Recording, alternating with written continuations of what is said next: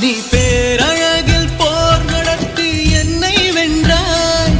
கண் பார்க்கும் போதே பார்வையாலே கடத்தி சென்றாய். நான் பெண்ணாக பிறந்ததற்கு அர்த்தம் சொன்னாய். முன்னறியாத வெட்கங்கள் நீயே தந்தாய். என் உலகம் தனிமை காடு. நீ வந்தாய் பூக்களோடு. இனி தொடரும் கனவுகளோடு. பெண்ணே பெண்ணே நீ இல்லை என்றால் என்னவே